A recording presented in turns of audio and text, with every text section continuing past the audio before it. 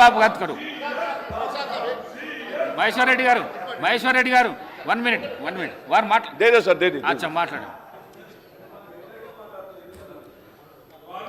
ధన్యవాదాలు స్పీకర్ గారు. ఇప్పుడే సుప్రీంకోర్టు ఇచ్చినటువంటి తీర్పు ఎస్సీ ఎస్టీ వర్గీకరణకు అవసరమైనటువంటి సుప్రీంకోర్టు చరిత్రాత్మకమైనటువంటి తీర్పు వెలువరించింది. నాటి 5 సభ్యుల ధర్మాసన తీర్పును కొట్టేస్తూ 7 ధర్మాసన సభ్యులతో కూడినటువంటి తీర్పు 6 సభ్యులు సపోర్ట్ చేస్తూ ఈరోజు ఈ వర్గీకరణను మరి ఆమోదించడం చాలా సంతోషం. నరేంద్ర మోడీ గారు 70 సంవత్సరాలుగా ఎవరు చేయనటువంటి సాహసం నరేంద్ర మోడీ గారు బాటిచ్చారు. వారికి అండగా నిలబడ్డారు.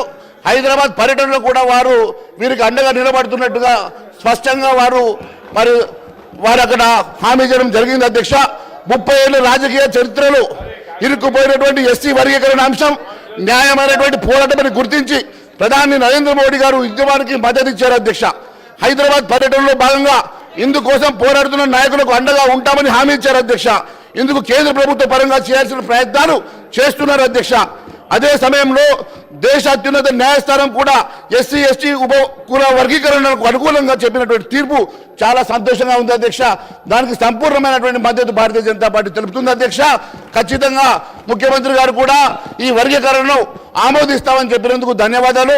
మేము ఖచ్చితంగా ఇది ఆమోదించి మరి మీరు కూడా ఖచ్చితంగా జీవో ప్రకారము మరి ప్రతి రిక్రూట్మెంట్లో కూడా ఈ వర్గీకరణ ఆమోదించాల్సిందిగా కోరుతా ఉన్నాం. అధ్యక్ష, మరి ఎన్నో సంవత్సరాలుగా వారి కళ ఈరోజు నెరవేరినందుకు సంతోషంగా ఉంది. అధ్యక్ష, ధన్యవాదాలు. అక్బర్ సార్.